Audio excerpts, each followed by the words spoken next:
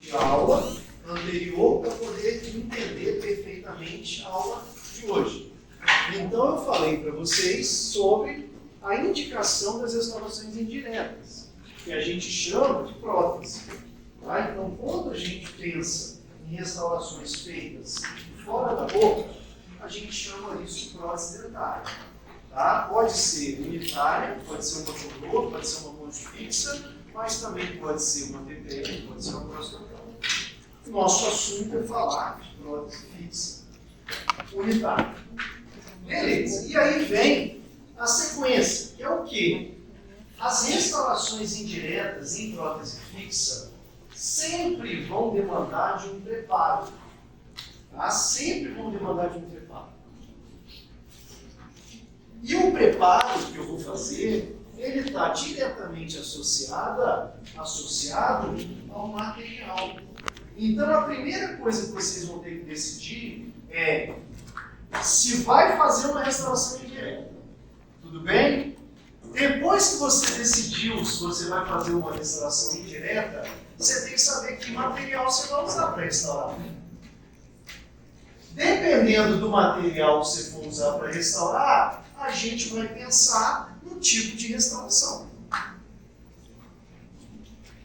Tudo bem? No tipo de preparo, propriamente dito. Então, isso é uma sequência. Tá? Então, uma vez que eu decidi fazer uma restauração indireta, eu vou ter que decidir qual material eu vou usar. Então, a gente chegou lá naquele ponto, olha, eu vou fazer uma restauração indireta total. O dente está muito destruído. Que material eu vou ter para fazer essa restauração? Eu vou ter que decidir com o paciente. Olha só, posso fazer uma coroa metálica, posso fazer uma coroa de cerâmica, posso fazer uma coroa de metal com porcelana. O preparo não vai ser igual, o preparo vai ser diferente. Então eu preciso definir exatamente qual material que eu vou colocar para eu poder fazer o meu preparo, poder saber fazer qual preparo. Então hoje, o que eu vou falar para vocês primeiro? Eu vou falar dos materiais que a gente pode usar para fazer as restaurações indiretas. Basicamente, nós temos 3 materiais. O primeiro é o metal. Alguém quer fazer restauração metálica hoje? Muito difícil. Ah, mas é porque o metal é ruim? Pelo contrário. O metal era talvez um material que melhor se comporte biomecanicamente na boca. Tá? Porque o metal ele tem características de resistência adequada, flexibilidade adequada. E teoricamente é fácil de ser executado e barato. Então o metal ele tinha várias vantagens. O problema é que ele teve, assim como a amálgama que é metálico, uma desvantagem que é fogo. Aí ninguém quer. Tá ruim. Não, doutor, não interessa. Esse aí pode ser o melhor material, mas eu não quero mais um dente metálico, não. Pronto. Então metal a gente faz muito bom. Mas é uma opção. O que eu preciso ensinar a vocês de restaurações metálicas? Qual metal a gente pode usar para fazer elas? Por quê? Porque embora a gente não faça hoje restaurações metálicas, a gente tira a restauração metálica. E para eu saber que broca eu vou usar para tirar uma restauração metálica, eu tenho que saber de que ela é feita. E a gente faz o contrário. O que eu digo o contrário? Eu tenho o principal material que a gente usa para fazer as próteses metálicas, que é nicocromo e cobaltocromo. É comum a gente usar esse material para PPR, para prótese sobre implante. Comum a gente usar. Só que ele gera uma característica. Esse metal é extremamente duro. Se a gente fizer uma restauração com esse metal, a gente só consegue tirar essa restauração com uma broca para metal. E a gente chama de broca transmetal. Eu vou precisar mesmo. Minha paciente tem uma Não, aí se for amálgama, o amálgama é mais macio, assim como a prata, assim como o ouro. Tá? Então a gente faz o contrário. Eu pego uma broca diamantada e vou riscar a restauração. Se essa broca corta a restauração, eu já sei que não é um broca diamantada não corta isso. Tudo bem? Então, se vocês estiverem na clínica tentando tirar alguma restauração metálica que a broca não está cortando, vocês vão precisar de uma broca transmetal, porque se trata de uma restauração com esse material. E aí vocês vão anotar o número de uma broca transmetal, que é 1557 da KG. 1557 da KG. Então essa broca a gente compra para tirar restaurações metálicas, porque hoje é uma das coisas, né, que as pessoas pedem quando vão no nosso consultório.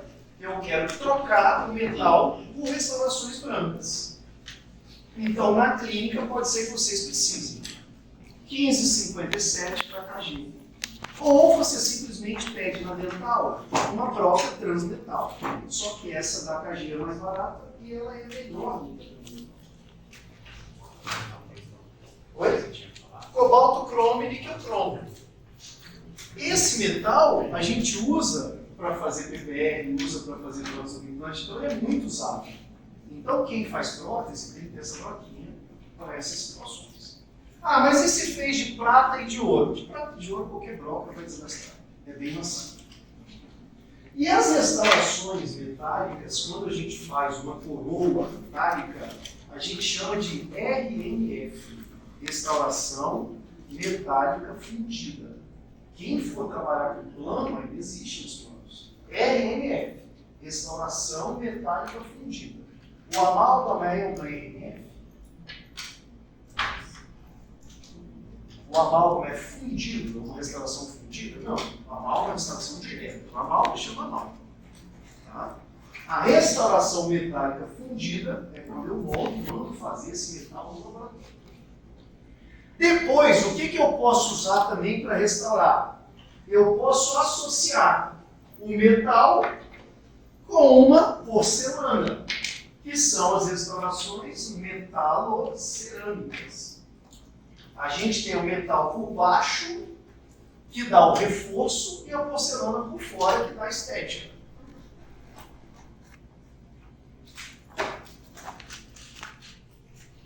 Então, esse aqui a gente ainda usa com frequência. É um bom custo-benefício, uma coroa metalocerâmica. Mais barata que uma coroa de cerâmica pura. Mas ela tem um metal interno. Ah, mas aparece esse metal? Vou mostrar para vocês. Pode aparecer ou não. Eu decido. Então, as metalocerâmicas são ainda usadas. Boas restaurações. A tendência é que também se reduza o uso dessas restaurações. Hoje, se a gente fala para o paciente, essa aqui tem metal dentro, ele escolhe a porcelana. Mesmo que não tenha diferença estética. Mas se você falar que pode aparecer um metalzinho lá na gengiva, ele vai querer fazer a de porcelana pura. E é direto. Falei, cara. Ah? E por último, o que a gente mais tem visto hoje? As restaurações cerâmicas. Aí é a mesma. Então a metalocerâmica, olha o metalzinho dela.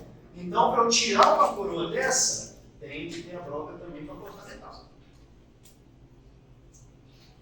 Tá? Então anotem isso, porque período que vem na clínica vocês já vão estar fazendo isso. E é normal, pessoal, é mais comum a gente trocar coroa do que a gente fazer coroas novas. E por último, a gente pega as cerâmicas puras. Que aí a gente tem várias cerâmicas e a gente vai ter uma aula só para isso. Hoje eu não vou ficar falando de todas as cerâmicas. E das restaurações cerâmicas, como funciona? Vai vir uma estrutura por dentro branca, eu vou aplicar uma outra cerâmica por cima, vai ficar tudo por aqui. Então eu tenho esses três materiais para eu decidir. E eu preciso decidir isso primeiro, antes de fazer o preparo. Por exemplo, o metal, mesmo fino, se comporta bem. Então eu preciso de 1 milímetro numa restauração de metal. Então eu desgasto pouco, desgasto 1 milímetro. A metalocerâmica precisa de 1,5. Eu tenho que desgastar um pouco mais. A cerâmica, dependendo da cerâmica, eu preciso desgastar até 2. Então muda a quantidade que eu tenho que desgastar. preparo para o metal pode ser mais paralelo. Da cerâmica tem que ser mais inclinadinho. Então, essas coisas eu preciso definir para eu saber o que eu vou fazer no dente. Então, quando eu ensinar preparo, eu vou falar, gente, preparo para fazer uma metalcerâmica. Gente, preparo para fazer uma cerâmica. Tá? Então, o material, ele vai me influenciar. E aí chega as restaurações metálicas, ó. Se ainda existe uma indicação, foi essa aí. Quando eu comecei a trabalhar, a primeira clínica que eu trabalhei fazendo prótese, eu fiz 3 restaurações de metal só na vida. Inteiras em metal. Essa foi uma senhorinha que eu fiz, ó, uma RF lá no segundo molar. Ela já tinha uma no primeiro. Ela já usava uma PPR, uma de metal. E ela queria mais barato. Não faz sentido ficar preocupado com o segundo molar se eu tenho vários metais em outros locais. Aí surgiu essa RF. E já ligo um alerta para vocês, que vocês precisam anotar, que é o seguinte: toda coroa que eu for fazer num dente que vai segurar uma PPR, tem que vir isso aqui, ó, no encaixezinho. A gente chama de lixo. Tá? Então, toda coroa, toda restauração indireta que eu fizer num dente que vai segurar uma PPR, ela tem que vir com o preparo para essa PPR. Tá? Vou explicar melhor daqui a pouco. Mas ligo alerta. Sabe por quê? Eu estou na clínica lá com o 7º período. E aí a gente estava aprovando uma coroa semana passada. As meninas me mostraram, pessoal, fiz um preparo e veio essa coroa aqui. Aí eu olhei, tá legal, o preparo ficou legal, a coroa ficou legal. O que o paciente vai fazer nos dentes do lado? Ele entendeu. Era um pré-molar sozinho. Aí ela falou, professor, não sei. Aí eu falei, então, nós vamos esbarrar um problema. Qual é o problema? Se ele for fazer uma PPR onde está ascendente, essa coroa está errada, porque não veio com esse preparo na coroa. Eu não posso fazer esse preparo na porcelana.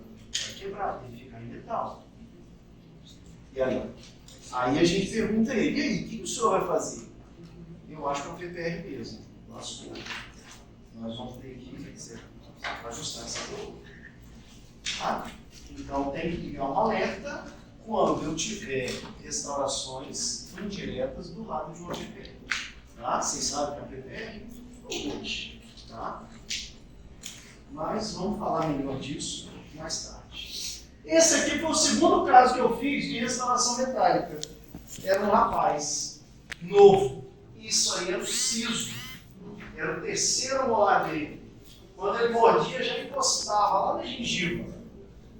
Como tinha pouco espaço, eu falei, então vamos fazer uma AMFzinha fininha ali, para você conseguir restaurar esses dentes. Se fizesse em resina, ia quebrar. Se fizesse em cerâmica, poderia quebrar.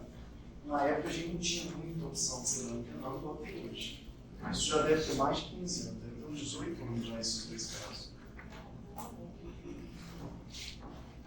Aí fizemos 2 RMFzinhas para ele adequar uma PPR depois. E aí a gente chega na metalocerâmica. A metalocerâmica é uma evolução em termos de estética. Ou seja, o metal fica só por dentro. A gente chama de infraestrutura metálica. Então eu tenho aqui, ó, uma infraestrutura, algo que fica dentro, como reforço. A gente também chama essa infraestrutura de coping. É C-O-P-P-I-N-G, coping. Lembra o copinho. Então a gente também chama de coping. Então vem essa parte metálica dentro da coroa. E aí vem essa parte metálica e por fora aplica uma porcelana. E olha aqui, ó, não precisa parecer metal. Não precisa parecer metal.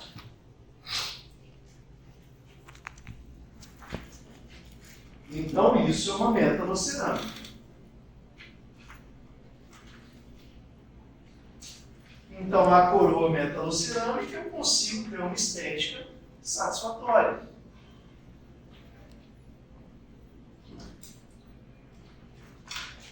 Tá? Esse é um exemplo. Ó. Então, a gente faz uma coroinha metalocerâmica, tá aí. Então, dá para ter bons resultados com esse material ainda. Né? Tem as suas limitações? Já já eu vou falar. Tem.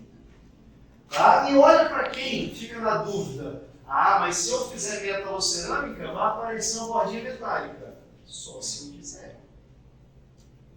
Como assim, só se eu quiser? Eu não falei que a espessura do metal é menor? Se eu desgastar meio milímetro, 1 milímetro, não vai caber o metal em porcelana. Se eu desgastar 1,5, 2, cabe em porcelana. Então, dependendo do meu preparo, cabe a porcelana em cima do metal. Dependendo do meu preparo, não cabe. Então, se eu quiser a porcelana em volta do metal todo, eu vou ter que desgastar um pouquinho mais tudo. Tem que ter mais espaço. Tá? Então, essa é a diferença. Então, quem decide isso aqui sou eu. Tá? Ah, mas veio assim no laboratório. Não, não é o laboratório que vai decidir isso aqui. É a gente na hora de fazer a coroa. Tá? Então, dizer que a metalocerâmica aparece em metalzinho, está errado. Está errado. Você que vai decidir. Se você quiser, aparece. Então, eu não poderia falar isso para o meu paciente. Eu posso falar que tem metal dentro. Mas metal no bordo, não. Alguém vacilou. Alguém vacilou. E quando aparece o metalzinho no bordo, a gente chama cinta metálica. Tá? Uma cinta metálica, isso não é obrigatório. Tá? Não é obrigatório. Agora, hoje eu ainda vejo indicações que esse material funciona até melhor que a cerâmica. Ou seja, quando eu tenho ponte fixa, eu ainda prefiro uma ponte fixa metalocerâmica do que cerâmica pura. Por uma razão, eu tenho menos chance de errar com a metalocerâmica do que com a cerâmica pura. Ou seja, se vocês olharem, não sei se é perceptível, mas eu vou falar para vocês. Isso aqui está extremamente fino. Então, se eu tenho pouco espaço, o metal funciona bem. A cerâmica não. Então, quando a gente vai pensar em fazer cerâmica pura, uma ponte de cerâmica pura, eu tenho espaço. Também, até assim, eu tenho espaço. O metal ele se comporta bem até mais fino. Então, o metal a X é muito menor. Aí sim, o custo começa a falar alto, em caso desse. Né? Porque a cerâmica vai ficar o dobro do preço. Ah, mas daria para fazer em cerâmica? Nesse caso não faria. Esse caso está fino. Esse é o caso para fazer em metalocerâmica. Ah, mas pode fazer o que hoje que é melhor ainda? Podia fazer 2 implantes no meio. Melhor do que fazer uma ponte fixa. Tá? Sem dúvida melhor. Poderia fazer 2 implantes no meio e as coroinhas todas de porcelana. Poderia. Tá? Melhor ainda, mas eu estou aumentando o custo. Tá? Outro caso onde a gente faria metalocerâmica são os dentes que vão apoiar a PPR. Todo dente que a PPR vai apoiar, eu não faço cerâmica. Ou eu vou fazer uma restauração metálica, ou eu vou fazer uma restauração metalocerâmica. Todo dente for apoiar o PPR. Então, se vocês já estiverem planejando os casos na clínica lá, com os professores, tem uma PPR segurando aí nesse dente, faz uma coroa metalocerâmica. Ah, mas o paciente quer uma cerâmica pura. Não vai rolar. Não vai rolar. E aí, esse preparinho, ó, vai encaixar a PPR aqui, ó. O branco vai encaixar aqui. Chama nicho esse preparo. Vocês vão ter isso no 7º período. Tá? Mas eu já alerto agora, porque vocês já estão tomando essa decisão agora. Quando vocês fizerem o planejamento.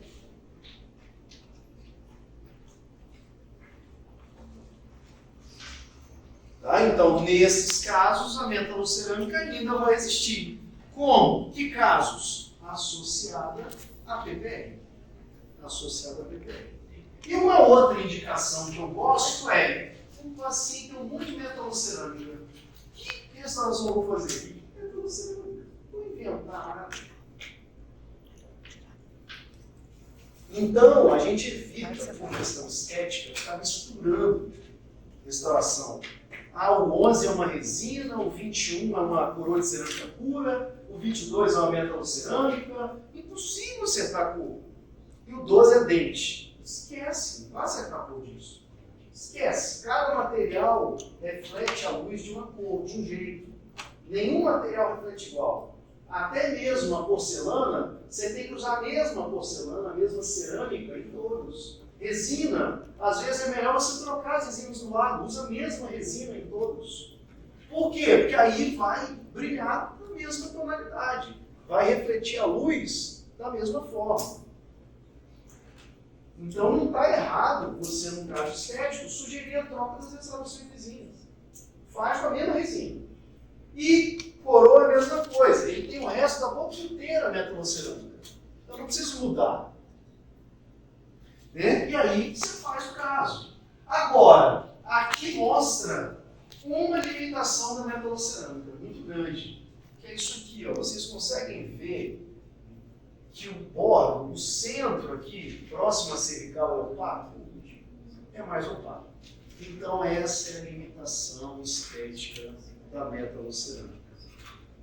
A metalocerâmica, para esconder o metal, que é cinza, o técnico tem que aplicar um opaco, branco.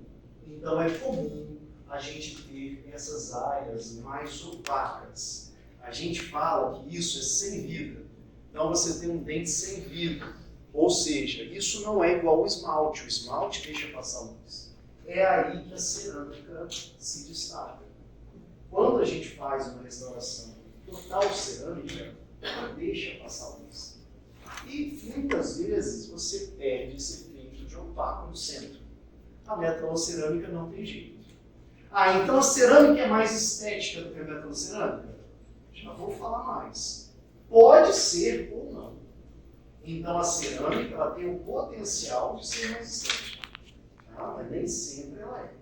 Já vou explicar melhor. Mas a grande diferença é essa. Quando eu vejo uma restauração de cerâmica pura, eu permito uma passagem de luz. A metalocerâmica não. Um último caso onde a gente ainda faz muito metalocerâmica e dá muito certo, é o desbrilhante. Então eu ainda vejo espaço para esse material. Está mudando. Por que está mudando? Porque hoje dá muito mais trabalho para um técnico que tem a máquina fazer uma metalocerâmica do que fazer uma cerâmica pura. A cerâmica pura veio com algo muito positivo, que é o quê? O digital. O digital hoje direciona para a cerâmica pura.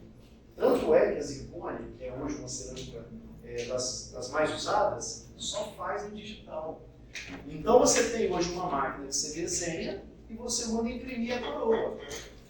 Mas dá para imprimir ela em metal? Dá, só que é caro o metal impresso. A cerâmica impressa não, a cerâmica pesada não. Então os processos tecnológicos hoje, eles estão facilitando a entrada da zircônia, a entrada da cerâmica. E está afastando, que hoje para fazer uma metalocerâmica, o cara tem que fazer uma fundição do metal, depois tem que ter alguém aplicando porcelana em cima. Se ele faz isso em cerâmica pura, ele desenha no computador e manda fazer, a máquina fazer, sai pura. Então, a gente está caminhando para a cerâmica pura chegar mesmo em tudo. Então, daqui a pouco, eu acredito que a gente vai fazer muito menos. O custo hoje de se produzir uma cerâmica é menor do que fazer a metalocerâmica. Mas eles não abaixam o preço. Fala lá, cara, tem que abaixar o preço da cerâmica. Faz sentido. Sempre é barato. É interessante também que até quando a moça era um implante, coloca um implante mais vestibularizado, dá para fazer, quando você consegue fazer um exposição na festival é tapar na esquerda para corrigir um erro que a gente fez. Com certeza. Então a cerâmica está vindo muito forte. Tá?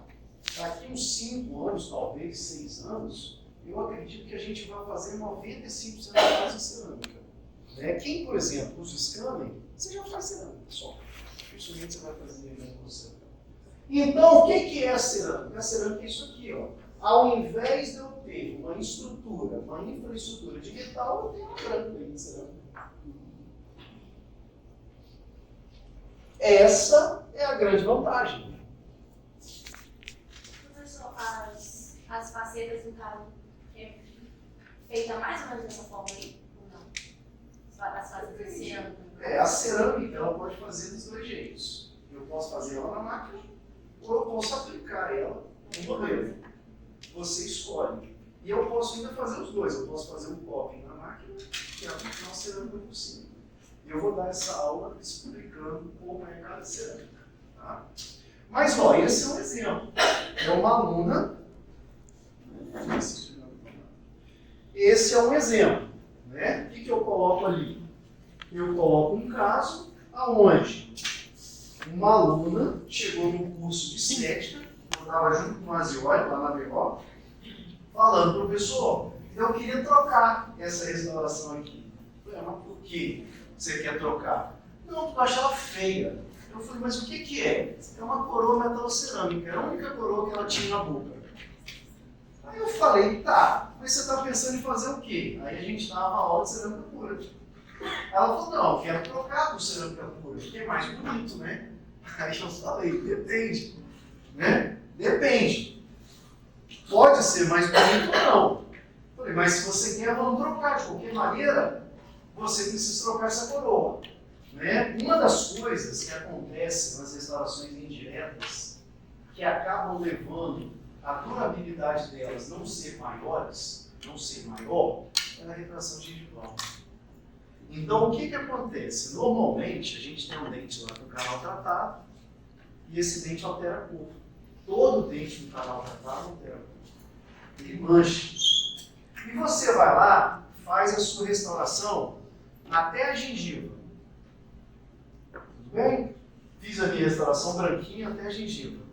Com o tempo, o que acontece? A gengiva retrai. Então, o que as pessoas acham que é que aparece o metal, não é. Quando a gengiva retrai, aparece o quê? A raiz do dente. E a raiz do dente manchada.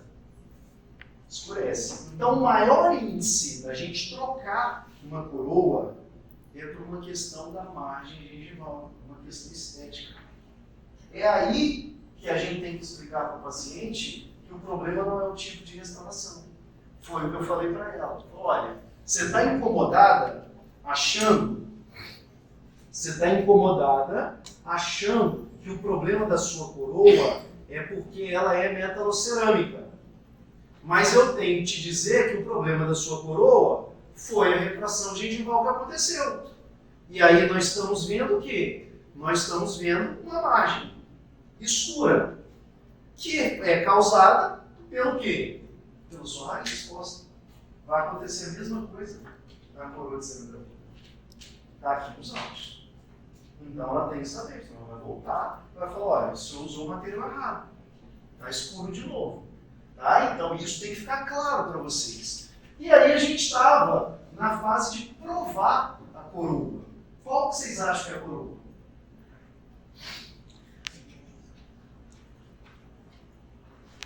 Gente, olha, ela não está pronta ainda. Eu estou na prova da cerâmica. Então se meter. Aí a gente vem olhando. Esse dente está legal? Tá. Esse também, esse também, esse também. Tem uma coisinha aqui, mas tá legal. Aí a gente vai indo. Esse dente está legal? Não. Esse é a coroa do cerâmica. Pô, mas tá pior que os outros. A gente demanda de um fator que é o quê? Técnico. Então não é só ser cerâmica pura que ela vai ficar melhor. Na época a gente trabalhava com um técnico que não estava acertando nada. Falei, bicho, pode repetir essa coroa inteira. Então a gente tem que ter bom senso para não achar que só escolher o material vai resolver o problema. Está longe disso. Está longe disso. Um bom técnico fazendo a metalocerâmica consegue um resultado melhor que esse. Aí, ó, esse aí, joga fora e faz outro. Pode fazer outro, não ficou legal. Mesmo sendo cerâmica pura. Tá? Então a gente tem várias situações onde a gente observa que não é só o material que vai decidir a coisa. Tá? É eu conseguir escolher o material certo e eu ter um trabalho certo. Ó, esse é um outro caso. Agora, outra história, outro técnico, outra habilidade manual, outro padrão de trabalho. Tá? Esse que fica bom, ó, é do Márcio Breda. Tá? Ele é famoso aí. Trabalhava mais com ele antes, hoje eu trabalho menos. Mas conseguia-se bons resultados. Mas basicamente o que a gente tem de diferença da cerâmica para a metalocerâmica é isso. Como a cerâmica deixa passar luz, ela dá um aspecto de naturalidade. A metalocerâmica, ela bloqueia a luz. Tá? Só que olha por que nem sempre ela é boa. Ela deixa passar luz, tudo bem? Então, quando passa luz, é legal. Que situações é legal passar luz? Quando o que sobrou dá uma cor de dente. Imagina quando o que sobrou é escuro. Quando o que sobrou é escuro, fica ruim. Tá? Então eu tenho que tomar muito cuidado na hora de indicar restauração de cerâmica pura para dente escurecido ou muito escurecido. Não é que eu não posso fazer, eu tenho que tomar cuidado. Porque, basicamente, todas as cerâmicas têm o potencial de deixar passar luz. Aí, quando eu tenho lá um núcleo metálico, o que eu tenho que falar para o técnico? Olha, você vai fazer uma coroa de cerâmica pura, mas o que está dentro é metálico. Você vai ter que fazer o quê? Passar no plato. O resultado vai ficar parecido com a metalocerâmica.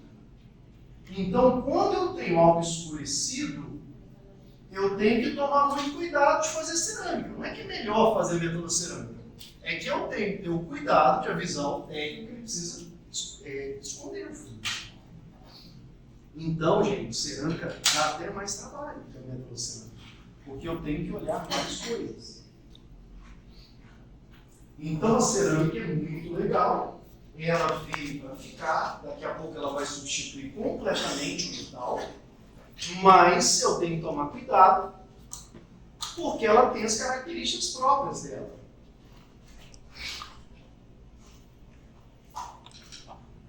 E aí, foi?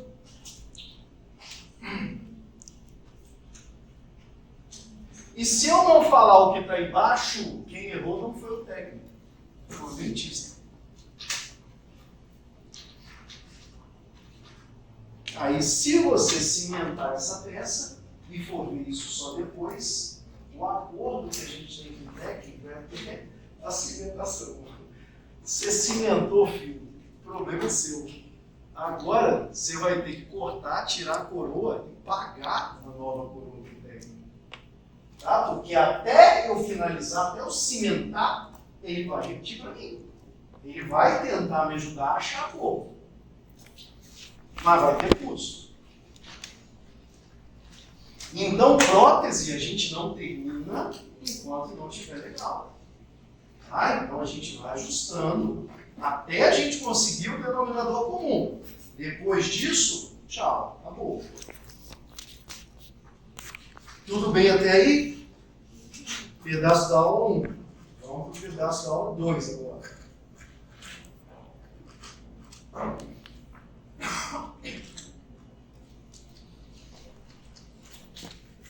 Então, o pedaço da aula 2 é: vamos, uma vez que a gente definiu o material, vamos agora pensar em preparar o dente.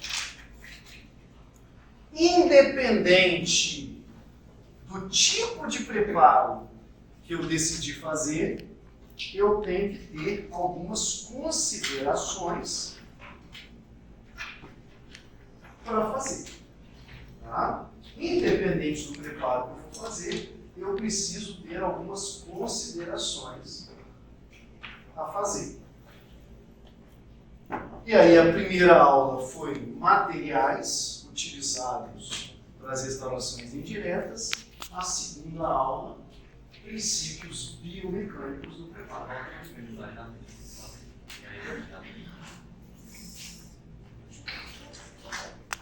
Obrigada. Tá? Então a gente tem que saber o que a gente vai observar na hora de fazer os preparos.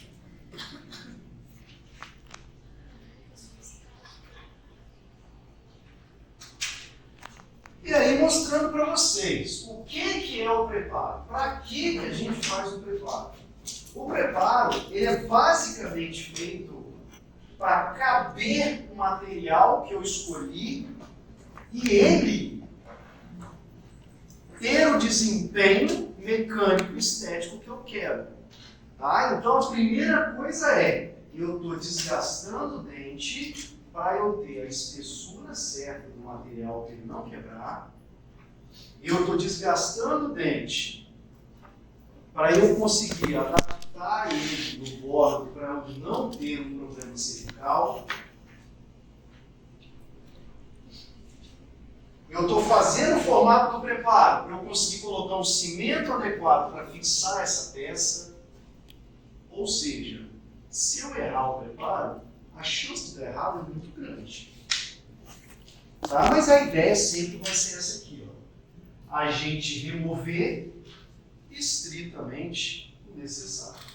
Tá? Então, o que a gente tenta hoje é a gente desgastar o mínimo possível. A gente desgastar o mínimo possível. Agora, a gente não pode cometer o erro maior, que é assim, ah não, eu não quero desgastar. Eu não quero desgastar é um problema, porque eu tenho vários materiais que se não tiver a espessura certa, vai quebrar. Simples assim. Então a metalocerâmica é duas uma. Se eu não tiver a espessura certa, ela vai quebrar e vai aparecer um metal. Ou ela vai ficar mostrando aquele opaco, vai ficar tudo branco. Eu vou errar na estética. Tá? A cerâmica pura, eu também tenho que saber isso. Ah, mas se o fundo é escuro, eu vou ter que desgastar ainda mais para fazer uma cerâmica pura. Eu vou ter que esconder aquele escuro. Eu esconder aquele escuro, eu preciso de mais cerâmica. Então, eu preciso entender um pouquinho de cada material para eu ter uma noção do quanto eu vou desgastar.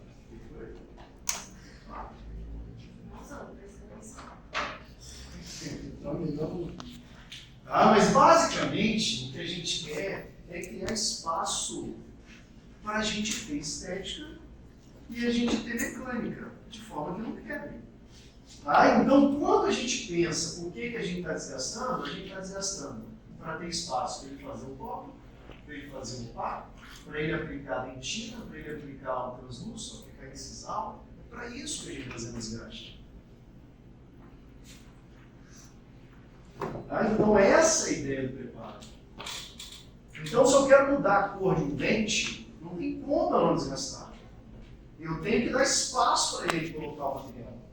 Essa é a ideia do preparo. Agora, se eu pego um dente pequeno, eu não preciso desgastar. Ou o meu desgaste vai ser muito pouco, porque tem espaço já para eu mudar o que eu quero mudar.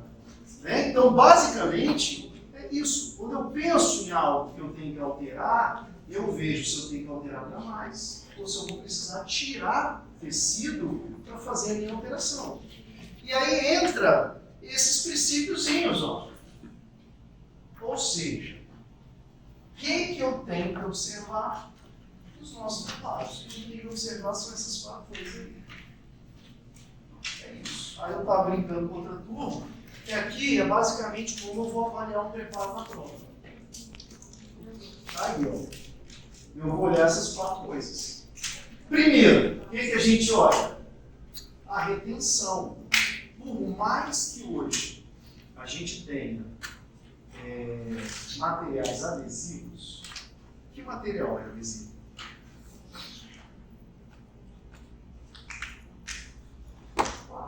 Que material é adesivo? Resina. Né? Que a gente usa, inclusive, o adesivo para ser resina. Só que o problema é orgânico. Não vai segurar uma peça para sempre. Ela vai degradar. Então, eu tenho que fazer um preparo que me gere uma retenção mecânica. Vai aumentar o tempo de duração da retenção adesiva. E retenção, vocês vão entender o seguinte, é a soltura da peça no sentido axial, vou puxar para baixo. Então eu quero ver se uma dentadura está com retenção, vou puxar para baixo.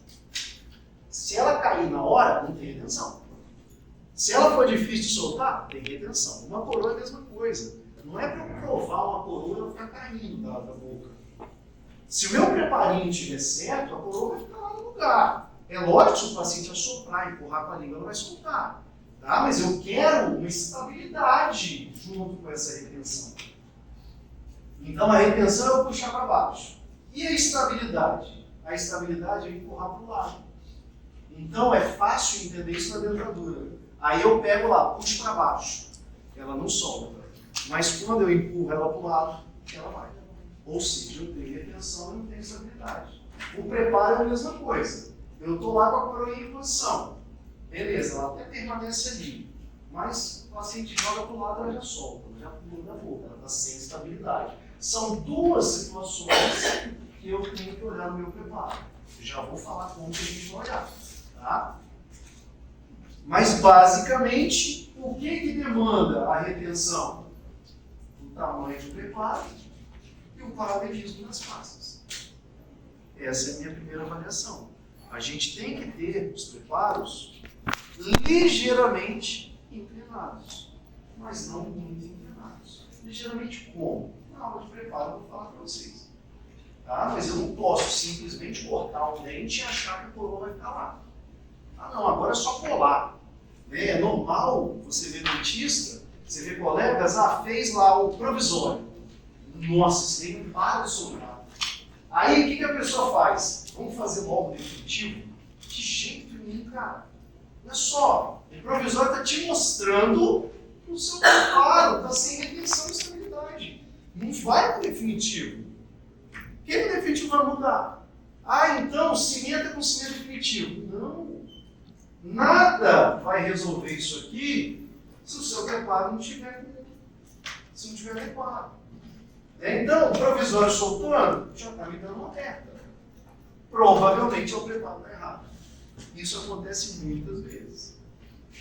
Depois, rigidez estrutural.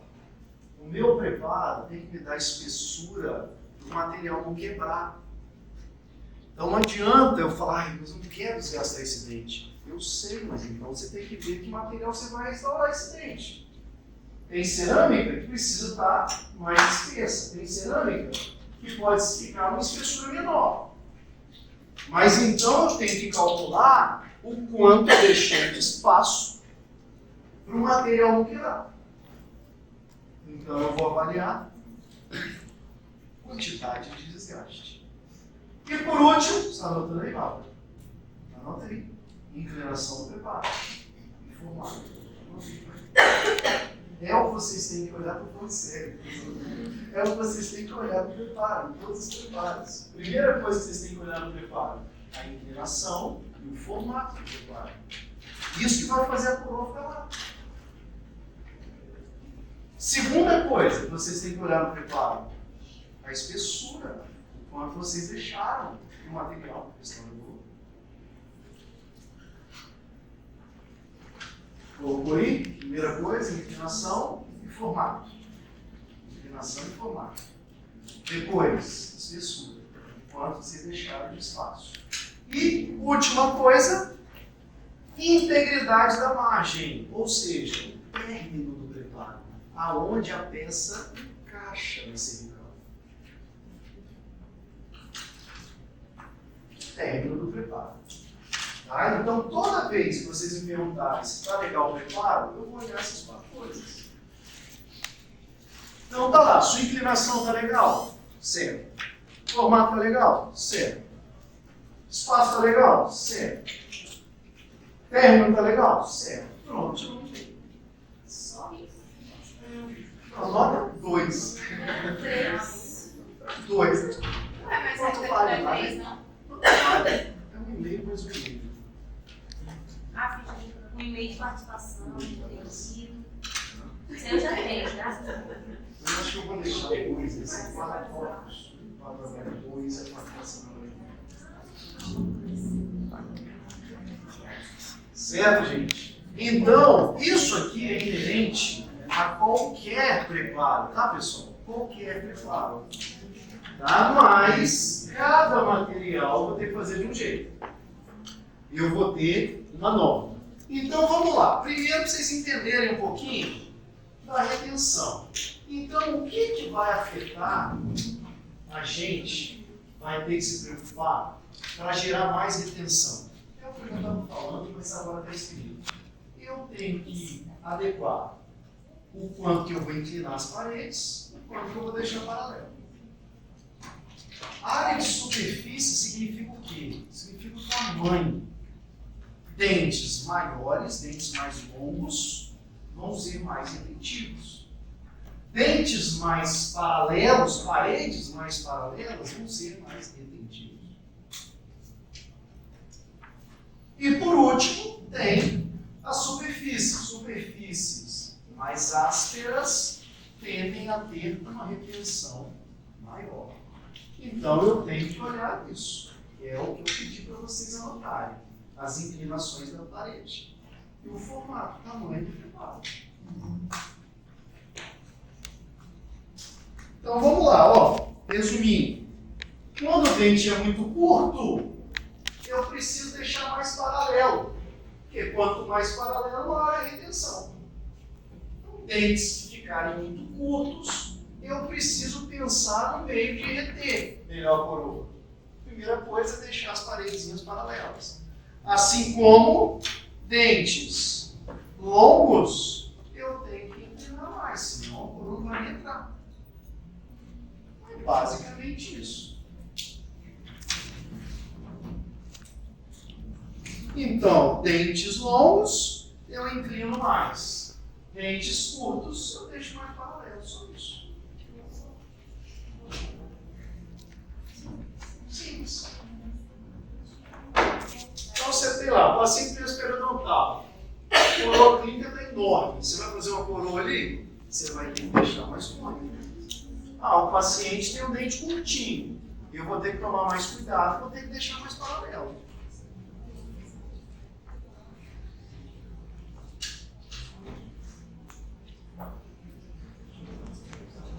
Certo? E aí, pessoal, ó, como anda junto? Olha lá. Aí vem alguns casos que os dentes eu vou ter que fazer mais cônicos. Os preparos vão ficar mais cônicos. Quando eu tenho, por exemplo, a ponte fixa, porque não adianta eu fazer um preparo pensando só nesse cara. A ponte vai segurar lá e aqui. Então eu tenho que fazer um preparo pensando do lado. Isso aqui tem que estar paralelo com isso aqui paralelo com isso. Então sempre que eu tenho pontes fixas, meu preparo está bem cônico. É normal, está bem cônico o preparo. É um preparo que não estaria legal para uma coroa, mas para uma ponte fixa está. Então eu tenho que saber o que eu vou fazer para eu avaliar se o preparo está legal ou não. E aqui já mostra algo interessante, que é o quê? Muita gente falava que já que vai fazer coroa, faz canal. Nem pensar. Tem nada a ver uma coisa com a outra. Né? Tem nada a ver uma coisa com a outra. Então eu posso muito bem fazer uma coroa no dente vital. Olha só, quanto que eu falei que eu faço de desgaste na metalocerâmica? 1,5. Qual que é a espessura do esmalte? Em torno de 1,5. Ou seja, se eu tirei o esmalte, eu não tiro. Beleza, mas estou longe da ponta. Não tem por que eu fazer ainda. Tá? Então, a priori, não tem nada associado à minha restauração com o tratamento do nódulo.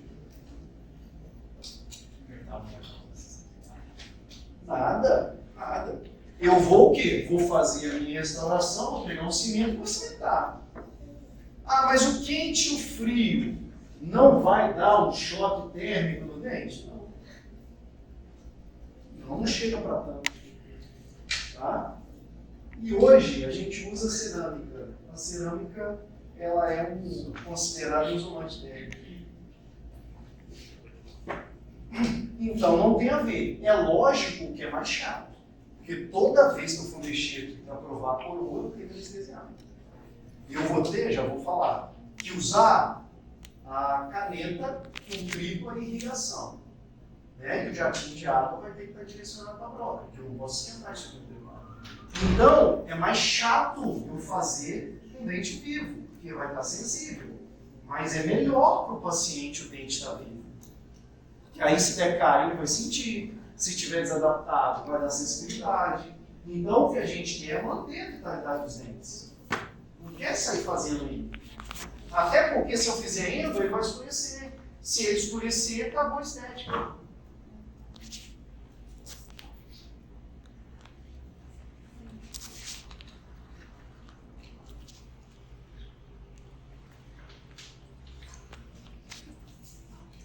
Então, essa é a nossa ideia. Tá? A gente fazer os preparos dentro do padrão certo para a gente conseguir moldar e fazer a coroa. Agora, eu também tenho uma segunda situação que entra no mesmo contexto, que é a estabilidade. Ou seja, quando eu pego preparos aonde eu desgastei demais, aonde eu inclinei demais, qualquer coisa solta a coroa. Então eu tenho que tomar muito cuidado na hora de passar a broca e fazer as inclinações. Ou seja, eu não posso nem inclinar demais, nem inclinar de menos. Se eu inclinar de menos, vai ficar muito paralelo, a coroa não vai entrar. Se eu inclinar demais, vai ficar muito cônico, a coroa pode sair. Tá? Por isso a gente vai treinar o formato que a gente tem. E tem uma coisa que eu acho bem interessante. Por quê? Eu falei que dente curto,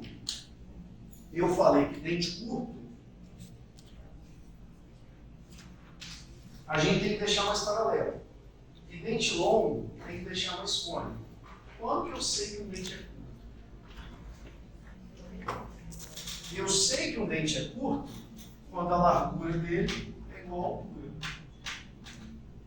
Tá? Então eu tenho que ter isso em mente, para eu poder saber exatamente quando eu considero um dente mais longo e um dente mais curto. É fácil quando a gente tem dentes do lado, que a gente compara com o dente do lado. Mas quando eu vejo um dente sozinho é mais difícil.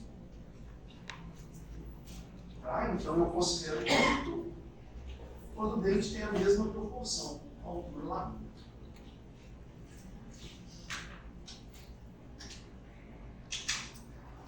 E aí a rigidez, né, da estrutura, eu falei para vocês. Cada material vai pedir uma espessura.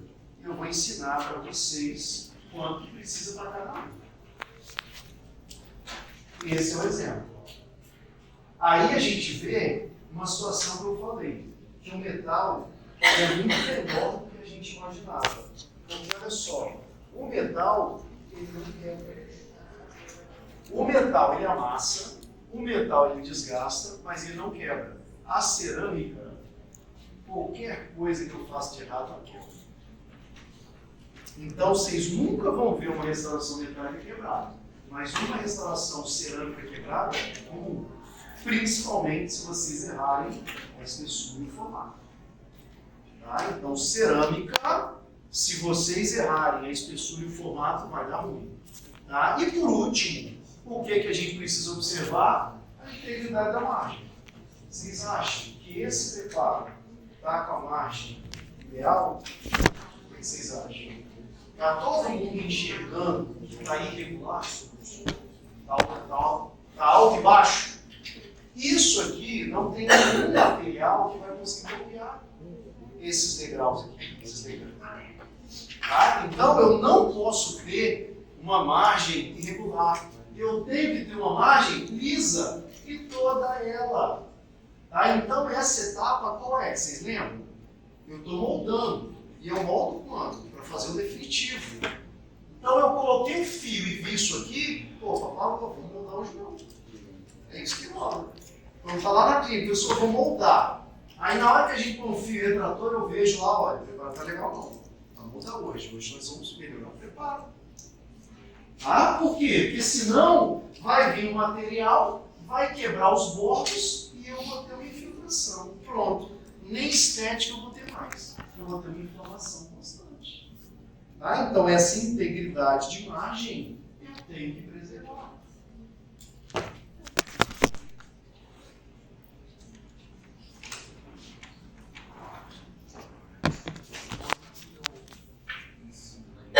Aí vem a pergunta que é exatamente a nossa sequência aqui. Ah, mas quanto que eu posso colocar dentro da margem o preparo? Quanto que eu posso colocar dentro da margem o preparo? Tá aqui, ó, o que o Flávio falou para vocês? Ele falou do espaço biológico? Sim. Legal o espaço biológico. O espaço biológico diz o quê? Qual é o espaço biológico? O que é o espaço biológico? É um espaço que não pode invadir. Por causa da biologia, né? Lá, espaço biológico. Praticamente isso, olha só. Aí, o que vem junto?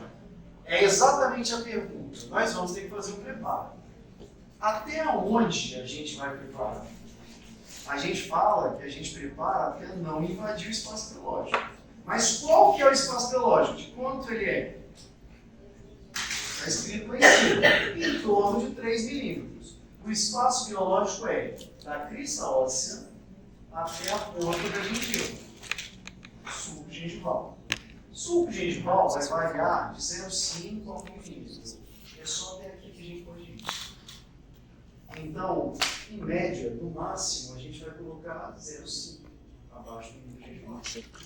Tá? Se eu começo a passar de 0,5, eu começo a entrar numa zona de inserção de fibras.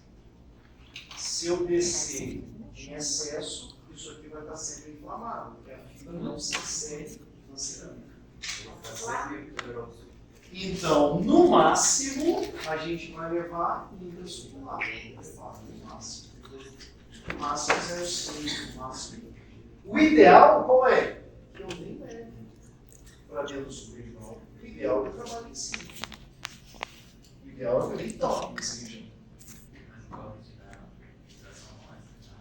O problema não é a infiltração. Eu só vou levar subgengival quando eu tenho uma questão estética. Então eu só vou levar subgengival se eu tiver uma questão estética. Ou seja, se o dente é escuro. Caso contrário, é melhor eu trabalhar em cima da gengiva. Antigamente se falava que deixar dentro do suco gengival, o suco gengival protegia da infiltração. Ah, tinha ali algumas substâncias, né, que impediam alguma coisa. Não, nada a ver. Tá? A gente deixa agora aonde é fácil limpar, aonde é fácil moldar. Principalmente se a gente vai falando de cerâmica. Cerâmica ainda tem adesão, cimento resinoso. Tá? Cerâmica é esteticamente favorável. Então, se o meu dente tiver uma cor boa, eu não preciso levar subgengival. Tá? Se o meu dente tiver uma coloração ruim, eu penso em levar subgengival. Tá? E eu tenho 3 níveis que eu posso ir. Subgengival, abaixo do subgengival, ao nível gengival, nível da gengiva, e supragengival, acima do gengival. No laboratório, nós vamos treinar no nível gengival. A gengiva vai ser referência para vocês fazerem. Chegou na clínica, o dente está escuro. Vamos fazer subgengival. Ah, mas não vai machucar a gengiva? Vai. Sempre que eu fizer um preparo subgengival, machuca a gengiva. Aí, já é um problema. Então, eu só vou fazer subgengival se precisar. Correto? E aqui vem, ó, voltando para exemplificar para vocês o que é o espaço biológico. Ó. Eu preciso dessa margem que quebrou até o osso 3 milímetros. Para isso aqui não ficar inflamando.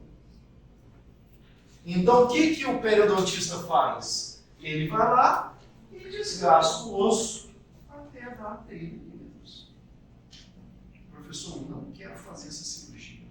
O que vai acontecer com esse dente? Então vamos lá. Eu vou fazer uma resina direto aqui. Não quero fazer cirurgia. Vou invadir o espaço biológico. Pronto. O que vai acontecer? As fibras não se inserem na resina. Vai ficar inflamado. Vai ficar inflamado? 1 mês, 2 meses, 3 meses, 6 meses. Até a inflamação gerar uma perda de osso. Quem fez o aumento de coroa? O organismo. Tá? Então, a gente querendo ou não, sempre que a gente invade o espaço biológico, ou nós vamos recuperar ele, ou o organismo vai fazer sozinho. Eu falei que a periodonte, no caso, a gente tem que caminhar para o periodontismo. Se você não for periodontista, se você não fizer essa cirurgia, você tem que encaminhar. Então, a gente já teve casos de aluno aqui preparando os centrais. Invadir o espaço biológico no preparo. E aí, você dá um sorriso. Invadir o espaço biológico, o que eu tenho que fazer? Aumento de coroa. E quando ele dá um sorriso, depois do coroa? Se for só um dente que invadir o espaço biológico. Então a gente tem que tomar muito cuidado na hora de preparar dentes anteriores. Porque se a gente errar o nosso preparo, vai ter que fazer um aumento de coroa. E se eu estiver fazendo só uma coroa?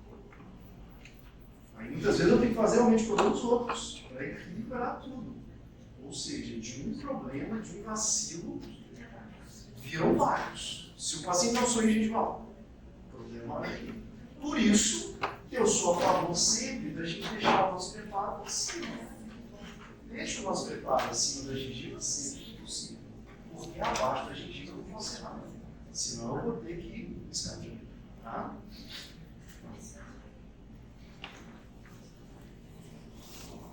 Tudo bem? Então, olha só. Eu tenho dúvida que aqui não invadiu o espaço biológico, o espaço biológico foi recuperado, eu tenho uma dúvida? Não. Só eu ver que a coisa está saudável, já está legal. Quando a gente tem invasão do espaço biológico, é informação constante. Então é simples a gente visualizar quando a coisa está errada. A coroa não está adaptada, a gengiva inflama. Então a gengiva não mostra muita coisa. Né? O que fica acima da gengiva, a gente vê como, sabe? Quando está acima da gengiva, como é que eu vejo? É sono. Meu olho é sono. Quando está abaixo da gengiva, meu olho é gengiva. Se não estiver legal, a gengiva vai falar. Tá? E assim sucessivamente. Tá bom? Então, pessoal, por hoje, só isso. Tá? Aí a gente segue agora lá no laboratório.